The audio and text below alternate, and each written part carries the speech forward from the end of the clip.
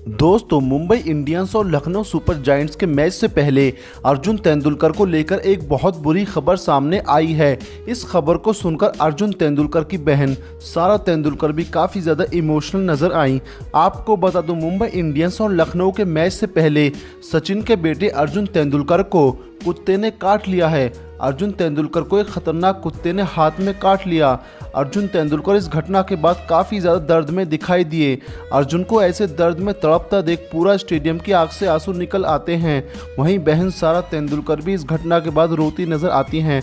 तो दोस्तों, आपकी इस पर क्या राय है, कमेंट कर ज़रूर बताएं।